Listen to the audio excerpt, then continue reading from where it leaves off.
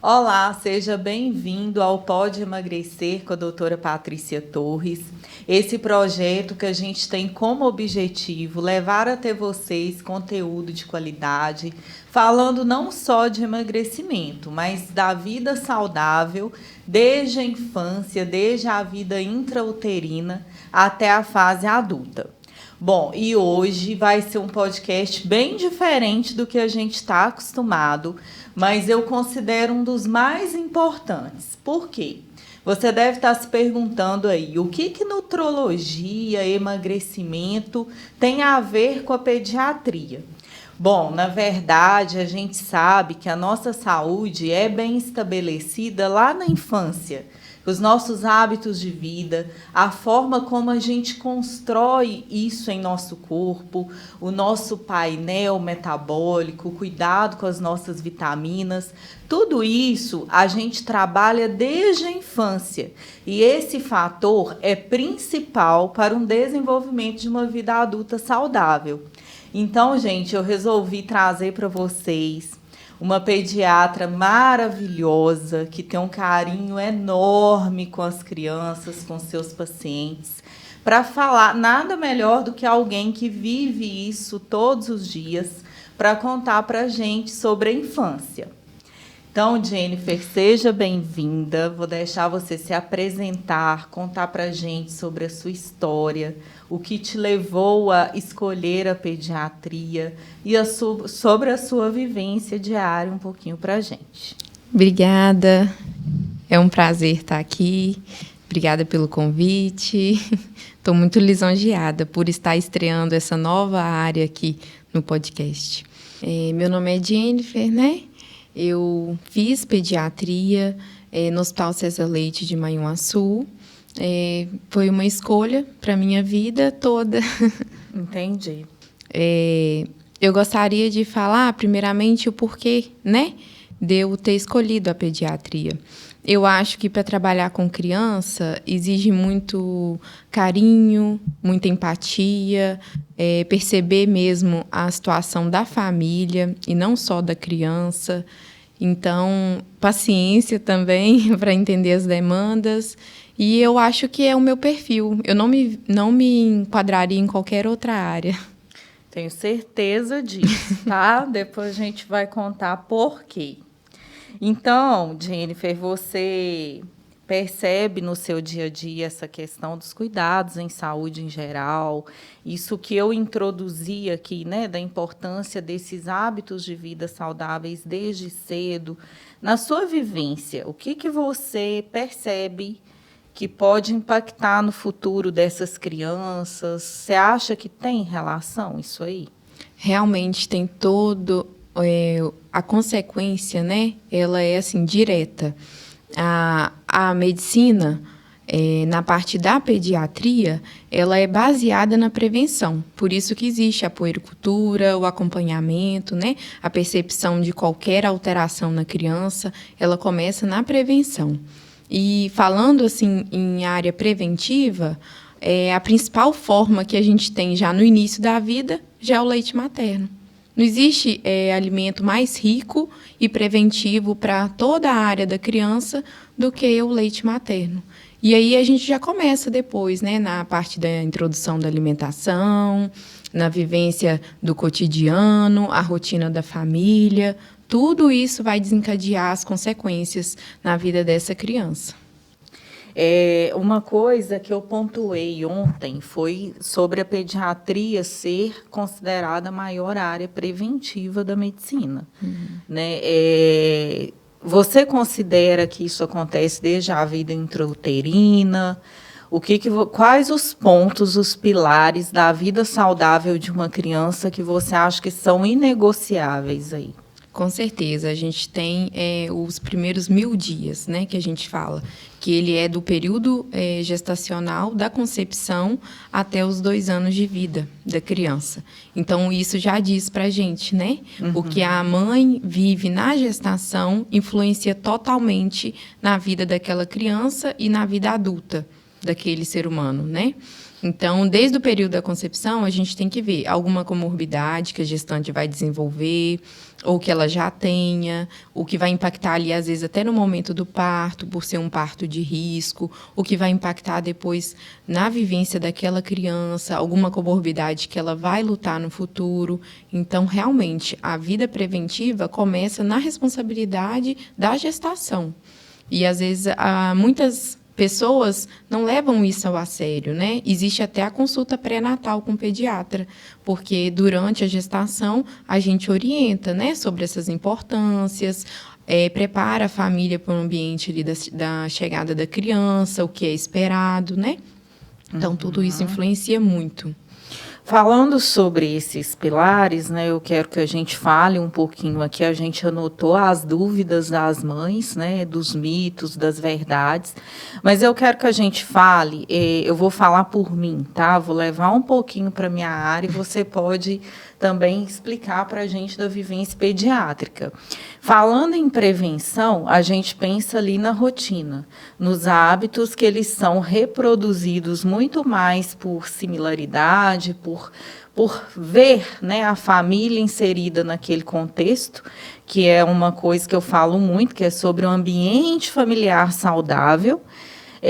Então, a gente fala muito sobre o sono, sobre o excesso de telas, sobre uma alimentação com qualidade. Então, sobre essa rotina muito bem estabelecida, né? Desses pilares aí, o que você... Todos eu tenho certeza, mas o que você diz sobre eles na infância? A família que está bem estruturada, que tem uma rotina e se prepara para receber uma criança, você percebe a diferença.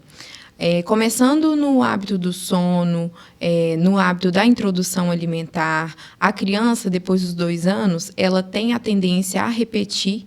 A gente até fala assim, cuidado com o que fala perto dele, que ele vai repetir. A criança percebe muito do que ela está vivendo. Então, não adianta só os pais falarem, você tem que comer isso, e às vezes no prato colocar outra coisa. E seria muito melhor que os pais não falassem e trazessem aquela realidade para dentro de casa. Que aí a criança automaticamente iria viver aquilo. A gente pode ver por nós mesmos, né? A gente é muito reflexo dos nossos pais. Para a gente quebrar alguma coisa que a gente foi ensinado a fazer desde o princípio, é muito difícil. Então, essa base familiar é muito importante. A questão do sono, ela traz toda uma coisa por trás disso. A criança que não dorme é uma criança que chora muito, é uma criança estressada, que tem um cortisol alto. E isso reflete na família, no dia a dia da família, na relação ali dos pais que estão dentro da casa. Então, isso também tem sérias consequências. Atrapalha, às vezes, se a criança estiver na idade escolar, no desenvolvimento dela, se ela não tiver uma rotina bem estabelecida. Então, a mãe que estabelece isso dentro da casa dela não é uma mãe chata, é uma mãe que ama, é um ato de amor. Trazer isso para o filho dela, ensinar, ela vai estar preparando o filho depois a se organizar, para preparar depois para as dificuldades da vida, para enfrentar as adversidades da escola, os desafios da vida adulta.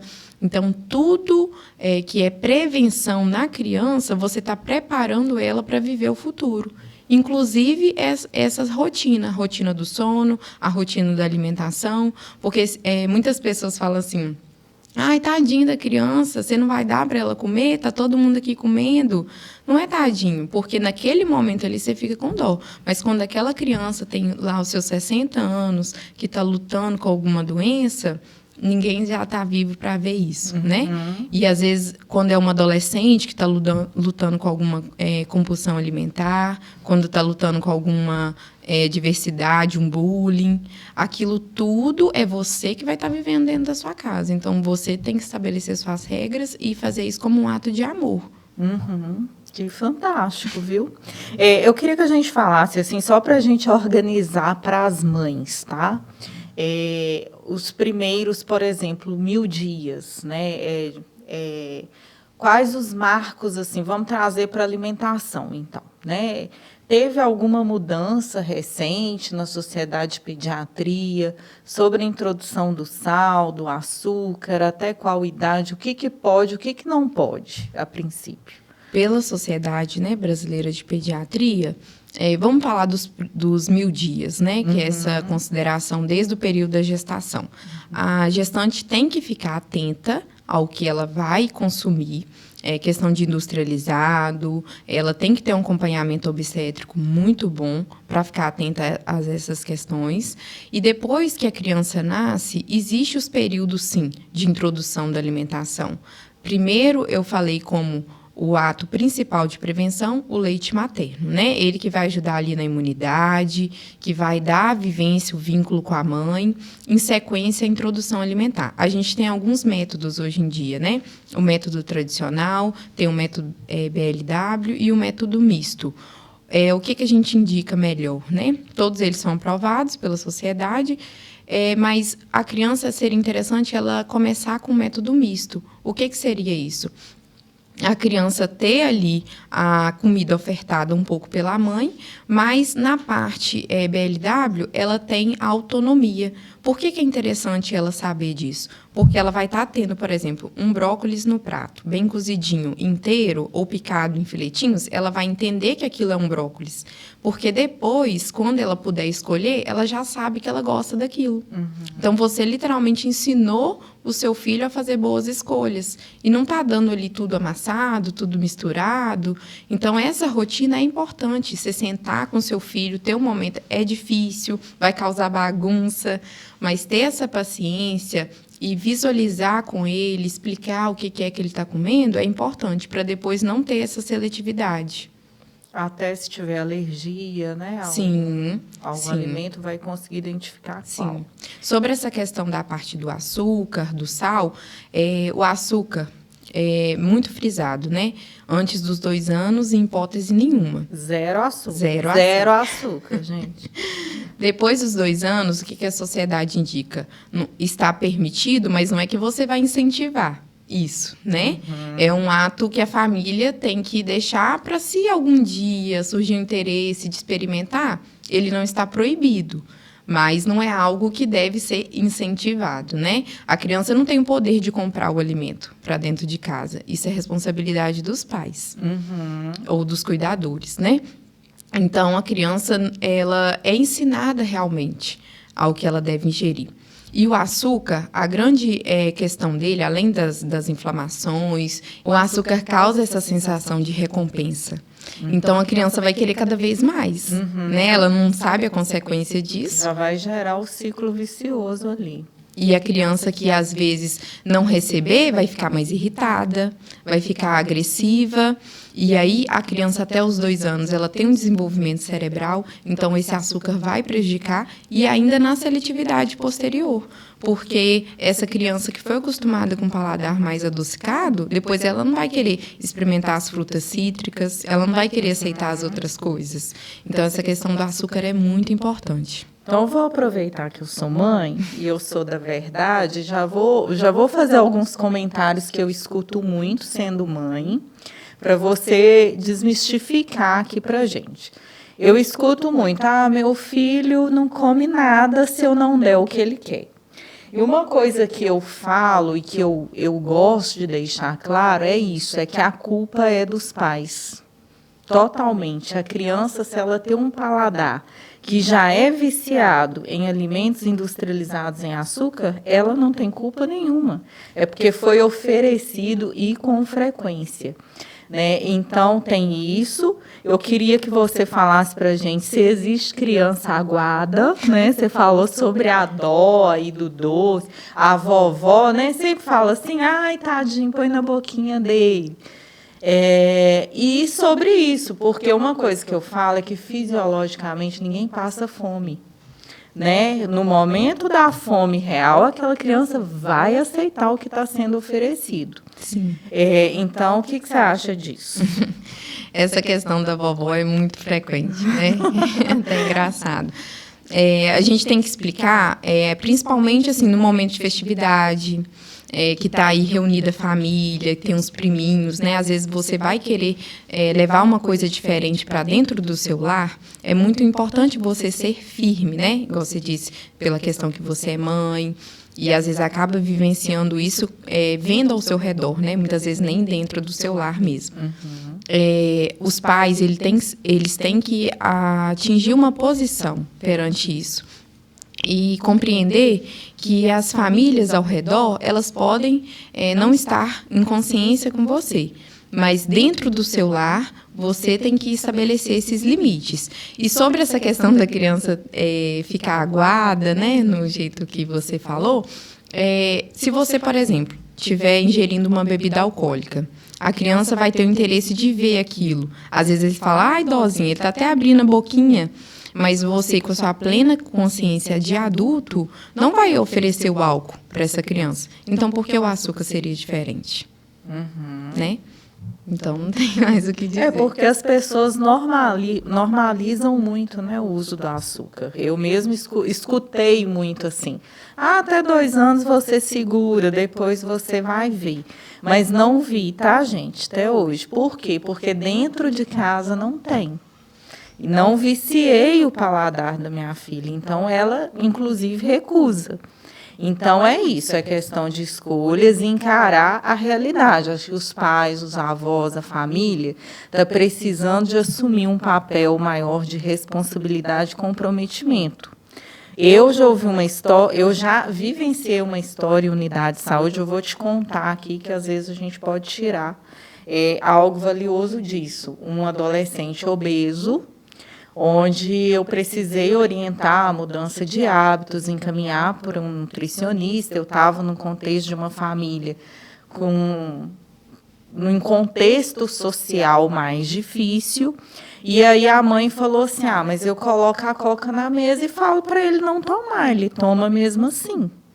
Isso me gera uma revolta muito grande. Por quê? Como que uma criança, se para um adulto, ele está precisando de uma medicação para ele conseguir fazer uma dieta e criar uma disciplina, a família espera que uma criança, por si só, ela crie essa consciência depois de um paladar viciado? Não tem. Então, assim, o momento de trabalhar isso é na infância, né? Com certeza. E sobre essa questão da criança depois só aceitar o alimento industrializado.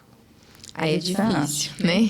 Depois que você criou esse hábito, a gente não vai falar assim que é impossível, né? Essa janela aí de até os 2 anos, que a gente permite a criança depois estar autorizada a ingerir o açúcar, se você iniciou isso precocemente, claro que a gente vai ter dificuldades, mas nós temos alguns meios para poder estar trabalhando isso junto com a família, deixando bem claro que vai ter muitos desafios, vai ser bem difícil para aquela realidade, mas é algo que todo mundo tem que entrar na onda. Todo mundo que está dentro de casa vai ter que assumir essa causa.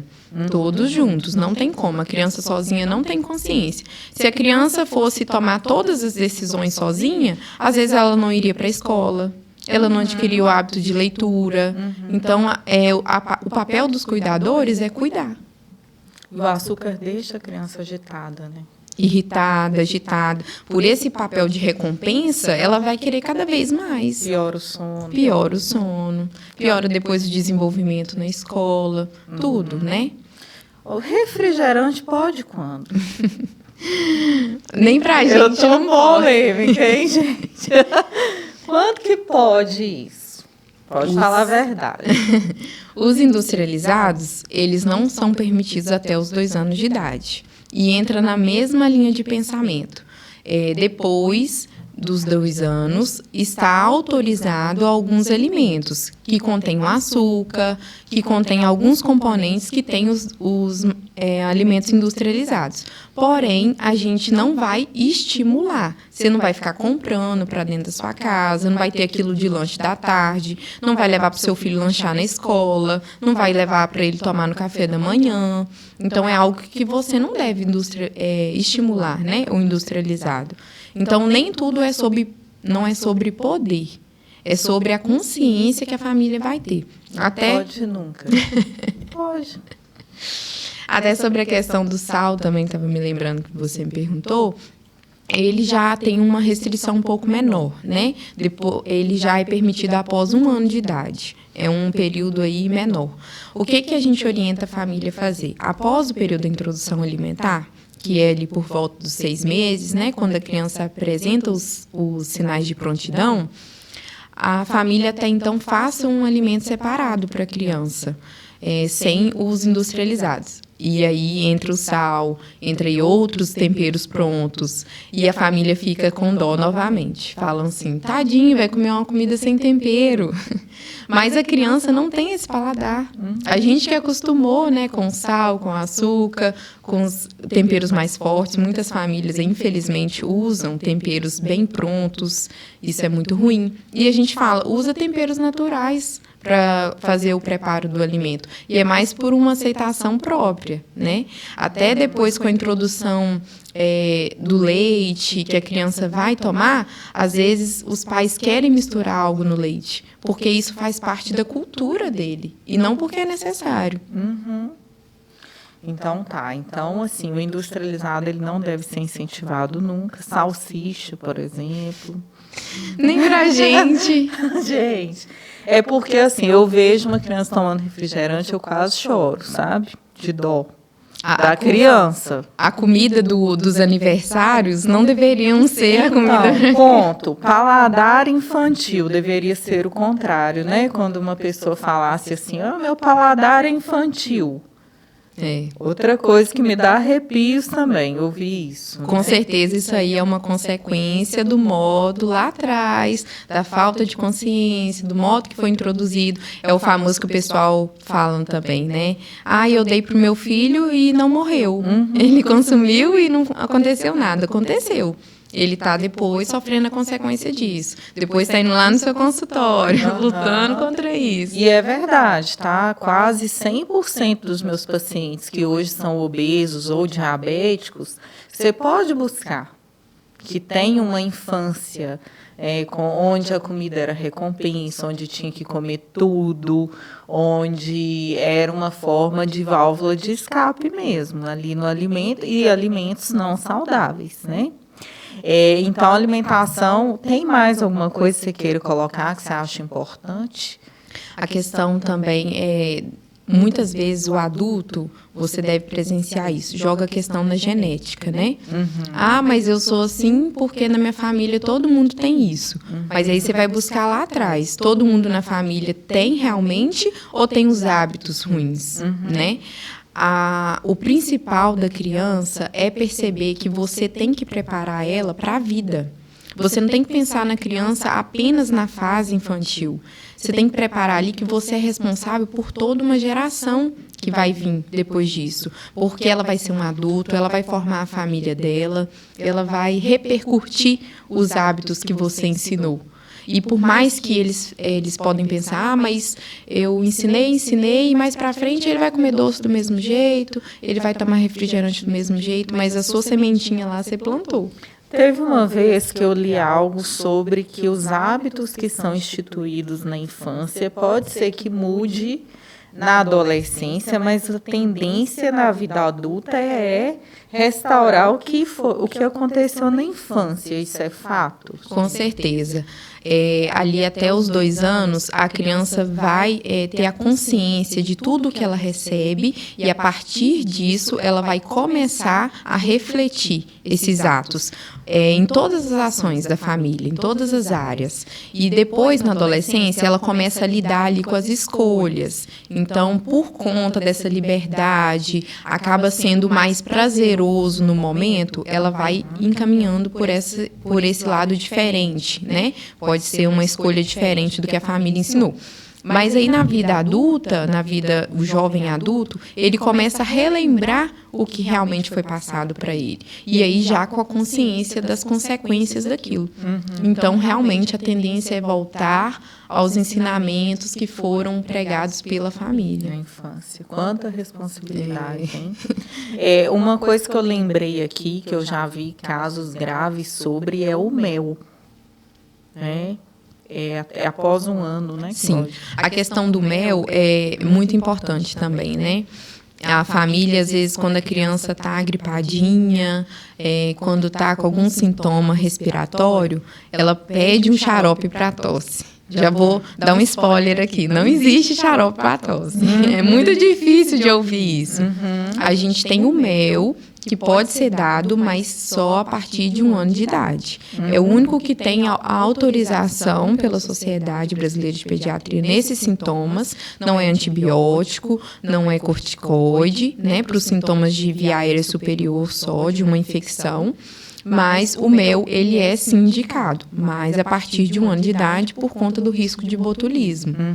Que é gravíssimo, né? Gravíssimo. E ainda mais porque hoje em dia a gente não tem acesso àquele mel puro. Né? O mel tem açúcar, ele às vezes é fabricado numa indústria, né? Tem ali o conservante, então tudo isso. Se já não tiver acesso a esse mel puro, aí já pula lá para os 2 anos de idade. No período de lactação, o que a mãe come influencia no paladar da criança? Com certeza. A criança já recebe essa seletividade desde a gestação. A gestação é muito importante para a vida do filho, para sempre. O filho recebe tudo que a mãe come, ele recebe tudo que a mãe sente, todas as emoções. Então, assim, o filho ajuda a realmente ter a seletividade se a mãe tiver uma alimentação inadequada durante a gestação. E eu já ia mudar o tópico, mas eu lembrei do café. Eu vejo muitas crianças, né? Minha filha tem 4 anos, eu vejo muitas crianças da idade dela, até mais novas, ingerindo café diariamente. Como que é a questão da cafeína na infância? Entra os 2 pontos, né? O café puro e o café com leite. Essa questão, quando ele está no leite, é o que a família sente a necessidade dela mesmo, não dar o leite puro para a criança. O café sozinho, quando a família introduz, o que a Sociedade Brasileira de Pediatria recomenda é, até os 2 anos, é proibido o uso de café ou bebida que tenha cafeína. Depois dos 2 anos, é a mesma história. Tá? Entre ali os 2 anos e a pré-adolescência, é algo que eventualmente pode acontecer da criança ter o interesse de experimentar, se tiver todo mundo tomando, pode haver o interesse. E aí pode ser dado como experimento, mas nunca estimulado. Nunca seu filho vai sentar numa mesa e você vai servir um café para ele. Aí é melhor não dar, né? Com certeza. Pediatra, porque café é algo que geralmente a família toma todos os dias. Exatamente. Geralmente com açúcar. E a gente tem as consequências disso, né? Causa uma agitação, a criança não sabe lidar com isso, pode trazer um distúrbio do sono no momento ali inadequado. Não é o momento para isso. Então, criança, o ideal é que não tome café. Não tome. Tô achando o máximo esse podcast, gente. Tá, então de depois alimentação... vai ter muita gente com raiva de mim. Gente, a verdade, ela precisa ser dita, né? É porque eu tô falando aqui, eu tô como mãe aqui, eu tô tirando minhas dúvidas, tô pegando as dúvidas que vieram das mães e tô... Porque a gente acaba analisando o que acontece em volta, né? Claro que a gente não vai chegar e abordar uma família e falar, você não deve fazer isso. Mas a gente percebe, né, principalmente com esse olhar profissional, a diferença, né, de uma criança que tem uma rotina saudável, até no desenvolvimento cognitivo, concentração, tudo. Exatamente. Então, saindo aí da alimentação, outro ponto que gera muito transtorno para a família, igual você falou, é o sono, né? E aí eu vou te falar do que eu escuto como mãe. Meu filho não dorme. Meu filho acorda 7 a 10 vezes na noite e tudo. É possível uma criança que não tenha um diagnóstico, né, que provavelmente você vai falar sobre isso para a gente, ela não dormir? Como que é aí, geralmente? É possível dormir, não dormir, a rotina do sono, como que é? Eu já tive trabalhando aí em pronto atendimento, né, pediátrico, e às vezes chegou uma mãezinha à noite falando assim, eu trouxe aqui porque meu filho não dormiu. E assim, é um ato que a família tem que ser preparada. Até os 6 meses, a criança vai ter os despertares noturnos. A tendência depois desse período é eles serem mais esparçados, ter um período de sono maior, mas é um momento de adaptação. Eu até fiz um curso do sono, porque, e até postei isso no meu Instagram, o índice de divórcio dos pais antes de 1 ano de idade do filho. Então, assim, muitos fatores influenciam, mas com certeza o impacto na rotina dessa família, né? É difícil você estabelecer uma rotina na sua casa, uma rotina do sono. Mas tudo na vida é a guerra que você quer lutar. Você quer lutar a guerra da rotina ou depois do dia seguinte, exausta? Muitas mães me relatam assim, eu vou confidencializar isso para você, mas eu não estou suportando. A falta do sono, ela prejudica muito o ser humano em todas as suas atividades. E, às vezes, ele já saiu daquele período de licença, maternidade, o pai precisa trabalhar no outro dia, a mãe, às vezes, está na correria, tem outros filhos, às vezes, outras demandas para dar conta, e aquele sono irregular do filho causa muita consequência. Então, assim, depois na escola a mesma coisa, a criança sem uma rotina do sono, ela não vai ter o desenvolvimento como as outras crianças. Às vezes a escola vai até te mandar uma cartinha para você levar no pediatra para avaliar se essa criança não tem algum diagnóstico. E às vezes começa ali no básico. Às vezes é uma rotina que precisa ser estabelecida. Ensina para nós a rotina do sono. Os pontos básicos, assim, que toda mãe precisa fazer. Mãe, pai, cuidador, enfim. A família tem que criar um ambiente, né, do sono. A criança tem que familiarizar que aquele é o local de dormir dela. A Sociedade Brasileira de Pediatria indica como sendo algo saudável o quarto compartilhado até 1 ano de idade. Então, assim, é algo de segurança para a família, para a vigilância do bebê. Então, assim, se for possível, o bebê ficar no seu quarto, porém, em ambientes, não seja na mesma cama, o bebê ficar num berço separado. E a partir dali, às vezes a gente fala assim, até aquele pontinho do ar-condicionado que fica ligado, às vezes aquela luzinha vermelha, vai atrapalhar na criança. Às vezes a gente tem umas artimanhas também, né? Colocar o ruído, colocar o som, né, do ruído intrauterino, para depois a criança ouvir, criar um ambiente totalmente estável. Não fazer influência de outras pessoas para aquele ambiente, diminuir a movimentação, criar uma rotina preparatória, alimenta a criança, dá o banho, coloca para dormir. Você está ensinando, você está preparando o cérebro ali para entender aquela rotina. E se por algum acaso, né, você precisar sair dessa rotina, você também tem algumas outras artimanhas. Às vezes a mãe tem a naninha, tem algum objeto que a criança vai levar para estar repercutindo na memória sobre o sono. Um quarto escuro, mesmo horário, todos os dias, sem movimentação. Então, é sobre a guerra mesmo, né, que você falou. Os pais têm que estar dispostos abrir mão da rotina deles para criar uma rotina para a criança, né? Em todas as áreas, a família tem que entender. Existe uma família antes daquela criança e vai ter outra família depois dela. Principalmente depois com os próximos filhos, né? Nunca vai ser como antes. E a vida é assim.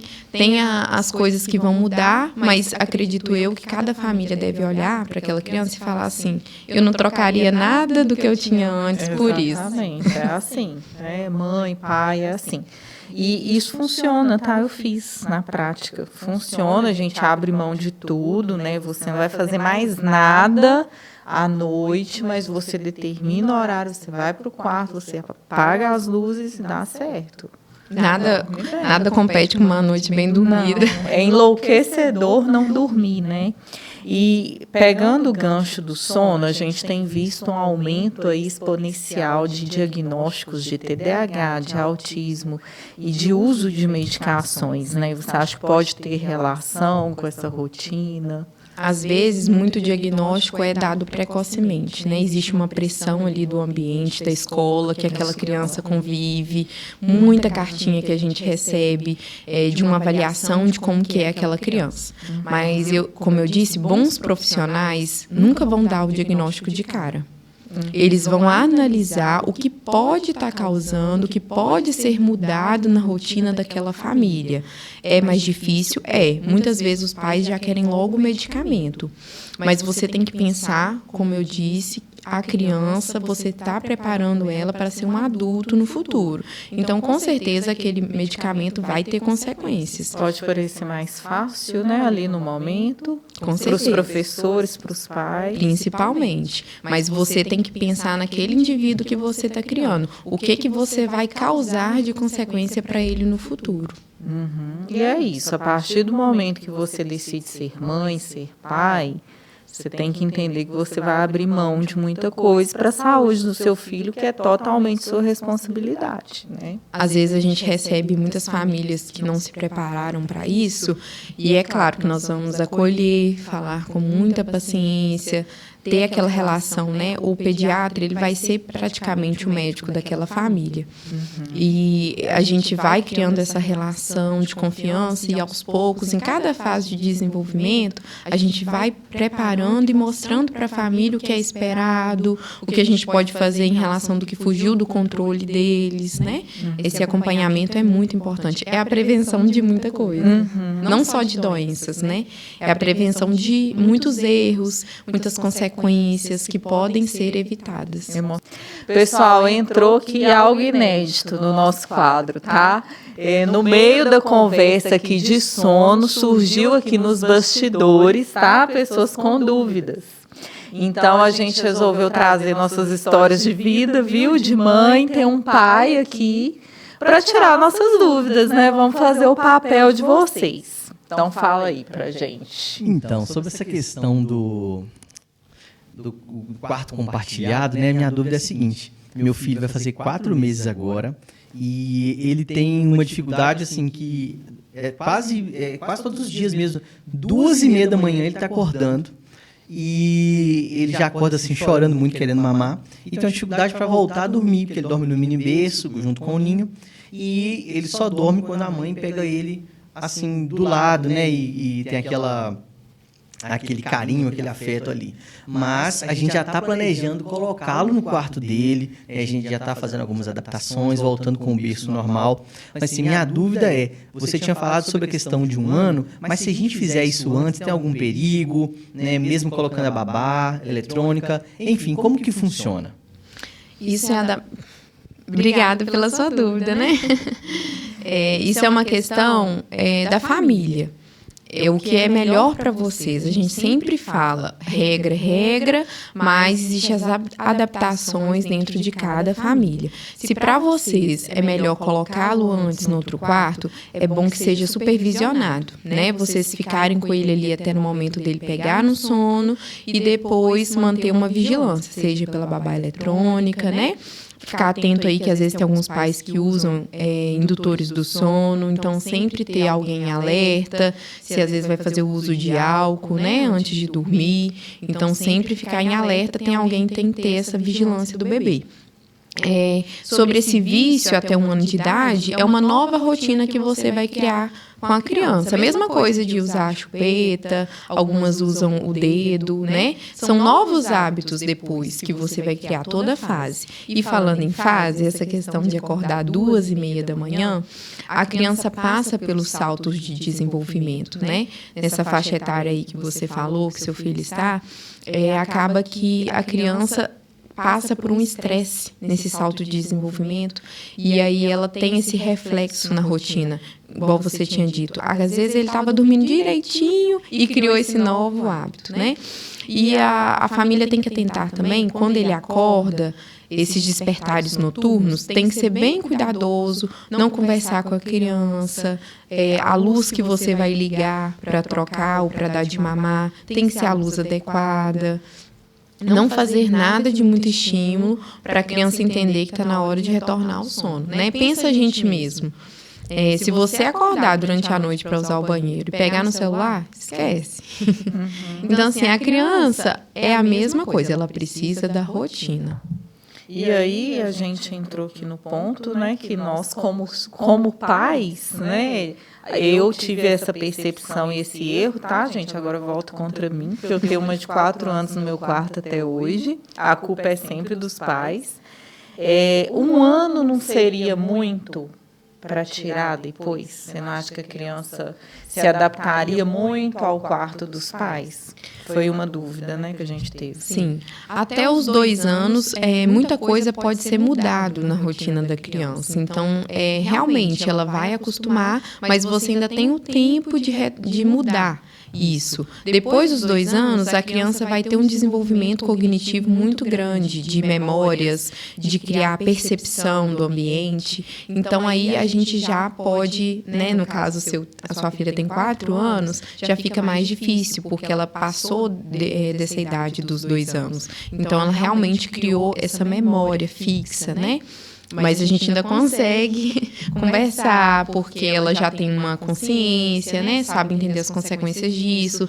Você explicar para ela sobre os pais dela precisarem do momento, que o papai e a mamãe precisam do momento para conversar à noite, que é conversa de adulto, não é conversa de criança. E aí a gente vai desenrolando. Sim. O que mais os bastidores aí, papai? De bebê de 4 meses. Tanta coisa. Aproveita!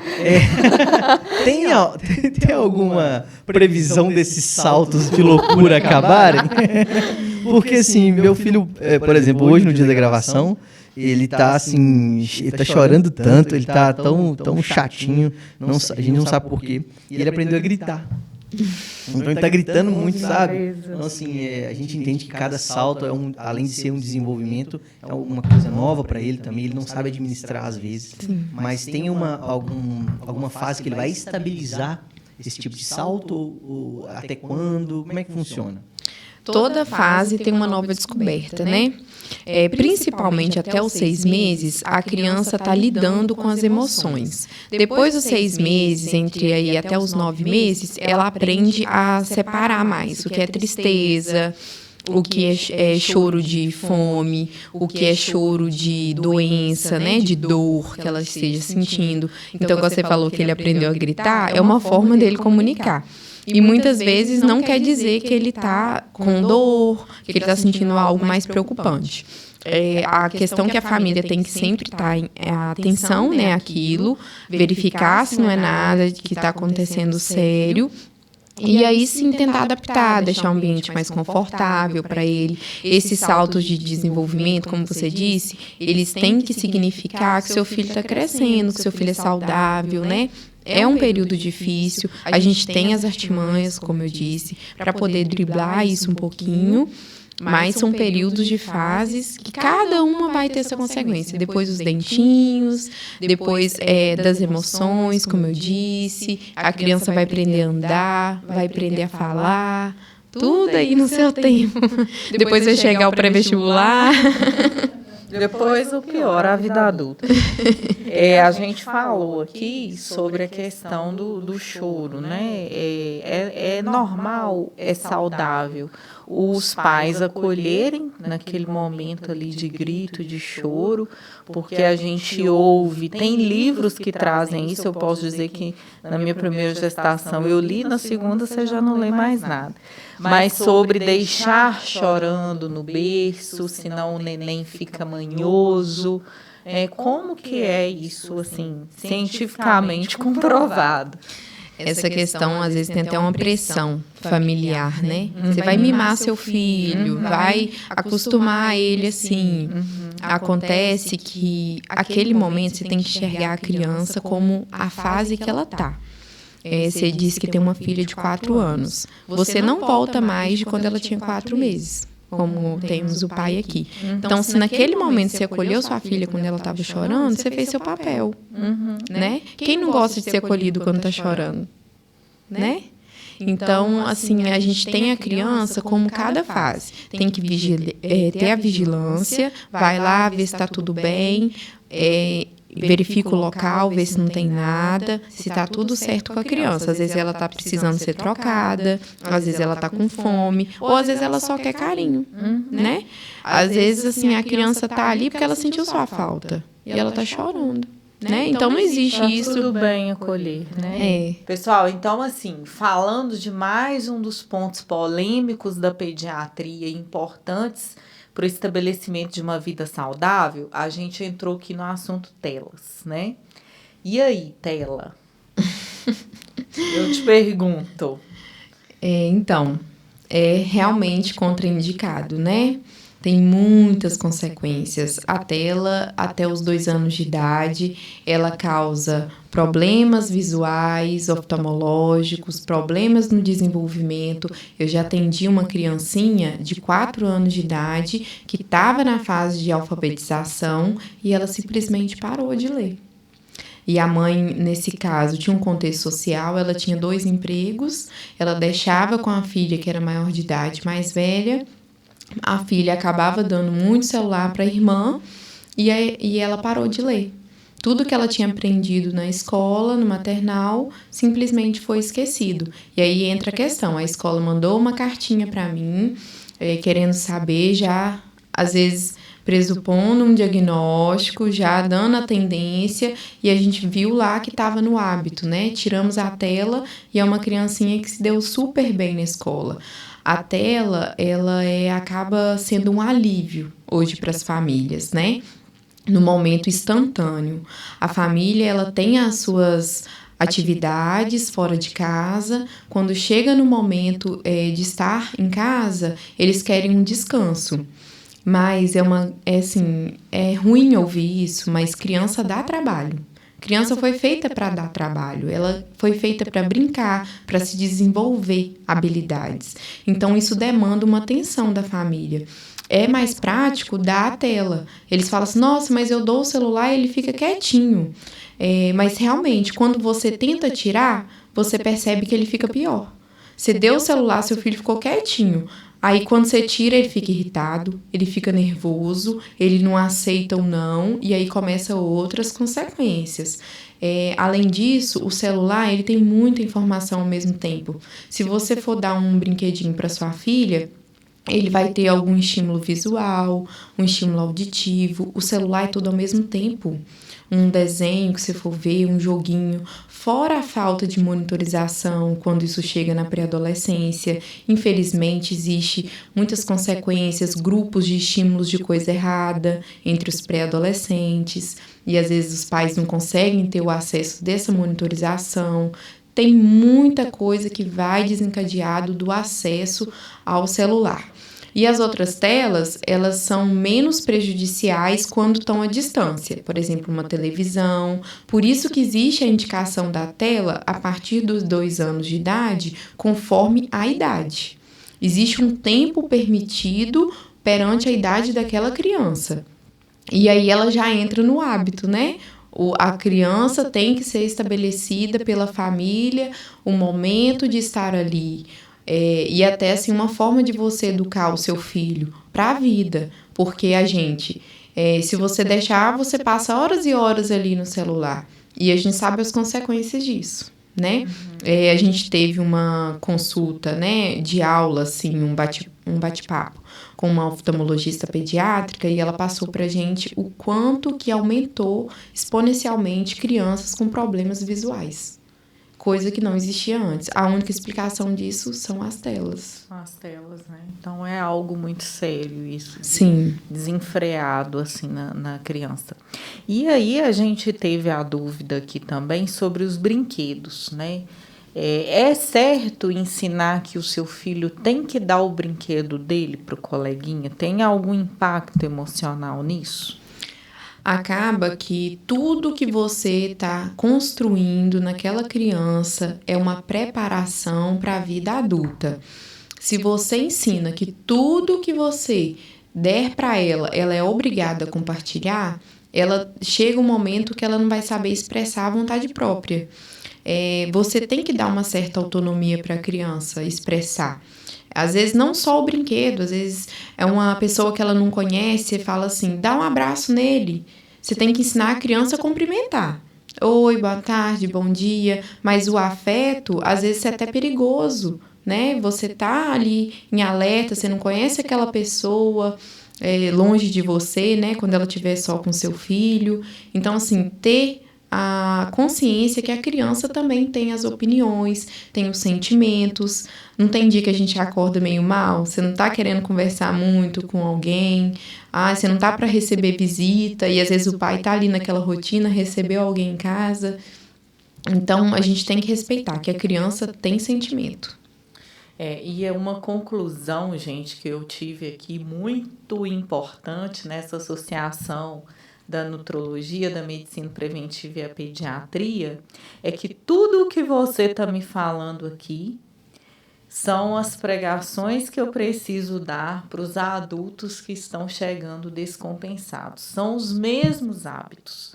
Um adulto não pode ficar na tela e desregular o sono. Eu preciso mandar um adulto voltar a fazer a higiene do sono como um bebê. Então, se a gente parar para analisar, refletir sobre isso, esses hábitos da pediatria são os hábitos que precisam ficar. Sim. Então, é a medicina preventiva mesmo, né? Por isso que a gente fala com a família. Você não está criando uma criança, você está criando um ser humano para a vida toda. Para a vida, exatamente.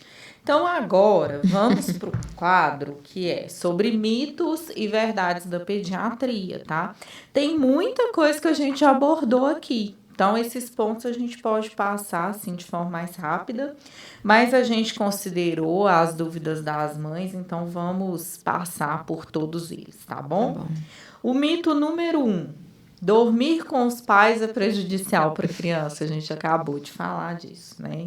Sim, tem o benefício até 1 ano de idade e após 1 ano de idade criar novos hábitos, né? Deixar a criança ficar no seu quartinho, estabelecer uma rotina de sono e aí vida que segue depois. Bebê precisa dormir a noite toda desde cedo? Também não, né? Foi até uma dúvida do pai que estava aqui. Até os 6 meses tem os despertares noturnos mais frequentes e após essa fase a criança pode ter ainda, porém espera-se que seja menos. Quando ainda está intenso isso, a gente tem que ver o que na rotina da família pode ser mudado para melhorar. A rotina, né? Importante demais. Deixar chorar fortalece o pulmão e ensina o bebê a dormir? Essa é antiga. Das vovós. Como a gente disse, o colo ele é afeto, ele é acolhimento, né? O choro, ele traz uma emoção por trás, ele estressa o bebê, aumenta o cortisol, piora no sono, piora na amamentação, tudo é de ruim. Então não, né? Não tem que deixar chorando. Essa é boa pra mim, hein? Criança gordinha é sinal de saúde? Não, né? Gordura em nenhuma fase da vida é sinal de saúde. Principalmente quando tem a comparação, assim, quando tem 2 crianças que são priminhas e estão na mesma família, né? E ali compara, um tá mais gordinho, um tá mais magrinho. Mas você tem que ver o que você tá dando para sua criança. É gordura ou é nutriente? Né? Na hora ali da introdução alimentar, você está dando verdura, legumes, você está dando um método que exige esforço, que a criança está ali pegando e levando na boca, ou você está só amassando tudo angu com uma farinha e dando ali para ela, na colherzinha. Então, assim, realmente vai ser uma criança mais gordinha, mas não mais saudável. Não mais nutrida, né? Exatamente. Introdução alimentar antes dos 6 meses ajuda o bebê a dormir melhor? Só uma observação, eu já ouvi muito isso também, tá? Você precisa dar uma mamadeira, mas que sustente mais, né? A gente escuta muito isso, que o leite materno não sustenta. Mais ralo. O que acontece? Essa questão da mamadeira, primeiramente não, né? Não ajuda a dormir melhor, respondendo assim diretamente. Essa questão da mamadeira, o leite fórmula, ele é visivelmente mais grosso, mas o leite materno, ele tem ali todas as etapas na mama do que o bebê precisa. Por isso que a gente fala, esvazia uma mama primeiro para depois oferecer a outra, porque tem as etapas ali do leite, né? Então, assim, o que importa é o nutriente que tem dentro do leite. Né? Tem a parte da gordura, a parte imunológica. A questão da alimentação, da introdução, ela, por volta dos 6 meses, o que a gente fala? O bebê tem que demonstrar os sinais de prontidão, a sustentação do tronco, o sinal de interesse e as outras avaliações que a gente vai fazer durante a consulta. Antes disso, você pode até piorar a introdução precoce com o sono. E ainda tem o risco, né, do bebê aspirar a comida antes do momento certo, se a gente introduzir, e causar, por exemplo, uma pneumonia aspirativa. Então, tem riscos sérios sobre isso. Tela, acalma e ajuda no desenvolvimento, a gente acabou de falar, né? Não, ela acalma ali no momento, ela tem essa falsa impressão. Mas quando você tira da mão da criança, ela vai ficar brava, ela pode até te bater, fica agressiva, irritada, começa a chorar. E aí começa um grande problema, não sabe ouvir o não. Então, não.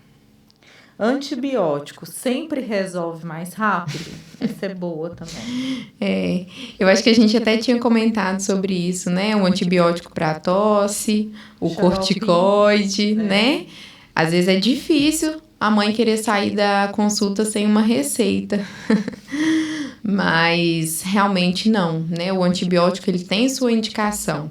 Isso é muito triste. A gente tem no hospital muitas crianças com bactérias multiresistentes, né? Isso vem da falta de orientação, da prescrição, às vezes por uma pressão da família, desde o início. Achei importante isso. Explica para as mães o que é bactéria multiresistente, por que o uso de antibiótico inapropriado causa isso. O principal motivo que às vezes ele acaba sendo prescrito para as crianças, geralmente é no sintoma respiratório, né? Às vezes a criança está ali com uma infecção de via aérea superior, algo que é autolimitado, que vai acabar com o tempo, com hidratação, com o suporte ali de lavagem nasal, uma rotina que a mãe vai criar com a criança para passar. É um período difícil, mas que vai passar. E às vezes acaba ali sendo feito precocemente uma prescrição de antibiótico, de corticoide. A consequência disso é cair o sistema imunológico da criança, e se isso se tornar com mais frequência, o antibiótico vai causando uma seletividade e a criança vai desenvolvendo isso no meio da comunidade que ela vive, e chegar em algum momento que alguns remédios já não vão fazer efeito para aquela criança. Ela vai possuir bactérias que não são tratadas por muitos antibióticos mais. E a gente chama isso de bactérias multiresistentes. Vão ter antibióticos que não vão tratar aquele tipo de infecção. E depois disso não tem outra solução. Não existe outro remédio que possa ser tratado. Isso está sendo cada vez mais comum. Infelizmente. A gente já pegou... muitas mães acham que isso acontece só dentro do hospital. E não é. A gente já pegou criança vindo de casa com alguma infecção da comunidade, que a gente chama assim, de bactérias multiresistentes. Então, às vezes, não é só culpa dela. É culpa de outras crianças que estão ali no redor, que têm essa má postura familiar de dar antibiótico com muita frequência e acaba passando isso para as outras crianças que convivem. Sim, então é importantíssimo isso, viu, gente? Criança não sente estresse.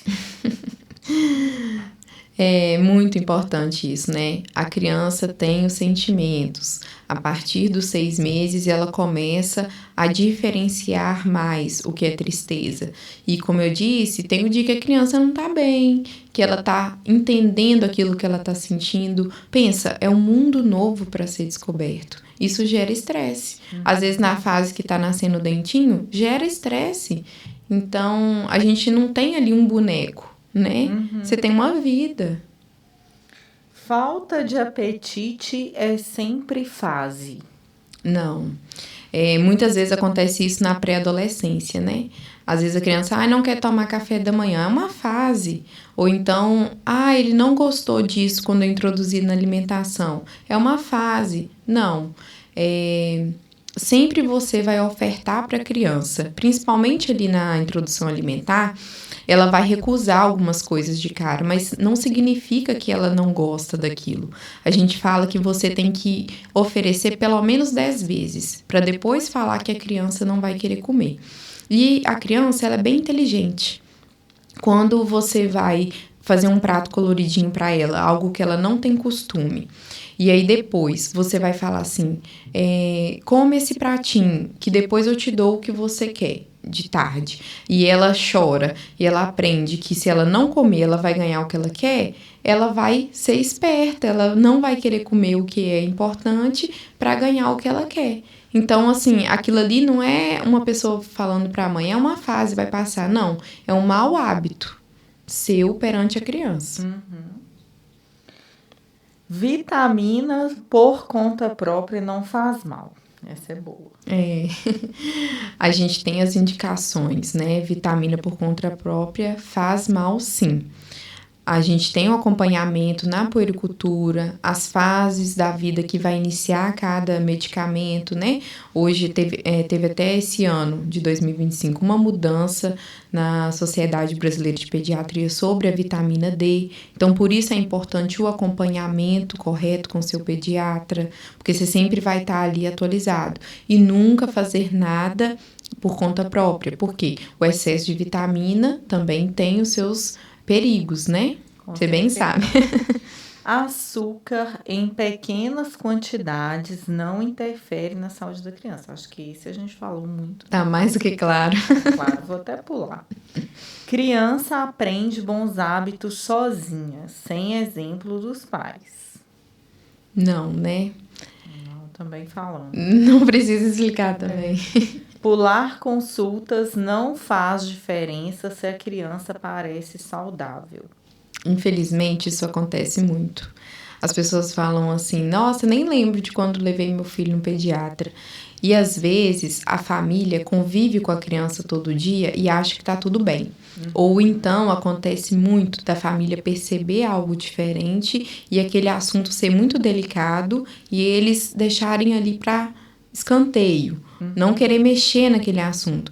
A importância do pediatra, além dele perceber coisas que são clínicas, alguma patologia que a família não percebeu, ele pode levar à tona também assuntos que são importantes, porque o principal de se levar na rotina a criança ao pediatra é a prevenção de doenças. Tem coisas que, por mais que sejam difíceis para a família receber o diagnóstico, mas se você agir o quanto antes, você pode ser totalmente reverter aquele quadro totalmente, né? Então, isso é muito importante. Essa é mais uma realidade que a gente enfrenta a vida toda, né? A mentalidade das pessoas é muito curativa. Sim. Então, elas acreditam que só precisa de atendimento, de consulta se estiver passando mal ou suspeitando de um diagnóstico. A prevenção é muito difícil. Muito né? difícil. Criar essa mentalidade. Febre sempre é sinal de algo grave. Essa lota o pronto-socorro. Lota, né? Febre é um sinal fisiológico do nosso corpo, né? Um mecanismo de defesa. O nosso corpo é muito inteligente. Se algo ele precisa combater, ele vai manifestar. E muita febre não precisa ser medicada. Teve uma mudança também do valor de referência de febre em 2025 pela Sociedade Brasileira de Pediatria. Por quê? Eles estavam visando que a mãe estava medicando muito o termômetro e não a criança. Você vai avaliar. Seu filho está com sinal de prostração fora do período da febre, ele está alimentando mal, ele tem sinal de gravidade, está com dificuldade para respirar, aí sim você vai alarmar sobre aquela febre.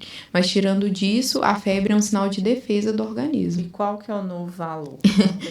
37,5. Maior ou igual a 37,5. Então, vamos nos atentar. Criança não precisa de rotina rígida. Com certeza precisa. Falamos também sobre isso, né? Assim como nós adultos, né, gente? Nossa, a pediatria nós somos a extensão da pediatria, né? Importante demais. Então, acabou o nosso quadro Mitos e Verdades. Eu gostaria de te agradecer grandemente pela participação e te fazer uma pergunta importante aqui do nosso quadro. O que você diria para a Jennifer de 10 anos atrás, antes de escolher essa profissão? Tenha muita paciência, carinho, acolha as famílias, tenha respeito por cada realidade, mas segue porque você não faria outra coisa.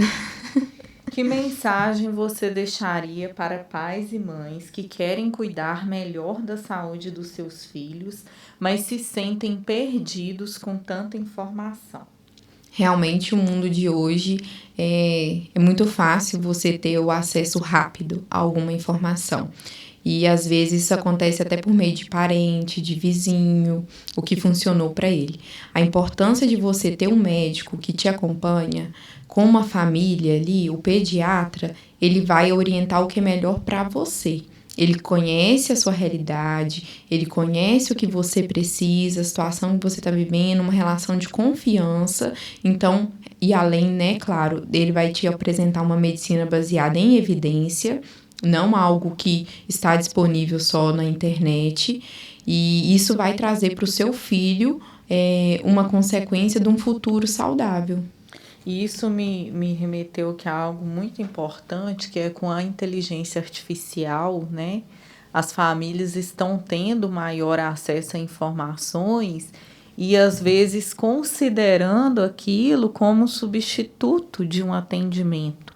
E nada vai substituir, né? Um raciocínio clínico, olho no olho, o exame físico dos pacientes, isso aí é na vida toda também, né? Na pediatria é 100% isso. É até difícil, às vezes, fazer um atendimento online e, às vezes, dar aquele suporte online para a família. A certo ponto a gente consegue chegar. Mas tem momentos que a gente chega e fala assim, não, eu preciso ver seu filho, eu preciso examinar. O exame físico na pediatria é muito importante por essa questão. Aí a inteligência artificial não faz isso. Nunca vai substituir, né? Então, gente, reforçando a prevenção, ela começa na infância e, como nós dissemos aqui, é um ato de amor. Então, gente, reforçando, né? Muito obrigada a vocês que nos assistiram mais uma vez a mais um episódio. Eu falei que quem ficasse até o final eu ia contar por que esse episódio é tão importante para mim, né? Para quem não sabe ainda, essa doutora que maravilhosa, essa boneca, é minha sobrinha, gente, minha primeira sobrinha, ó, revelando minha idade. E aí, assim, é um orgulho muito grande para mim estar dividindo esse episódio aqui hoje com ela, que eu posso garantir que é uma profissional, assim, excelente, muito estudiosa, dedicada e tem um amor, assim, grandioso pelas crianças desde a infância.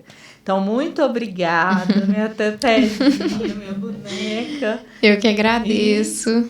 Tá aqui é muito importante para mim também. Você sabe que você tem um lugar especial no meu coração e essa oportunidade é única. Continuaremos, gente, com certeza, trabalhando aí juntas e em breve teremos local de atendimento dela também para poder divulgar para vocês, mamães, papais, que a gente está trazendo uma excelente profissional para o Vale do Aço. Obrigada. E não se esqueça de curtir, compartilhar e se inscrever no canal. Até a próxima!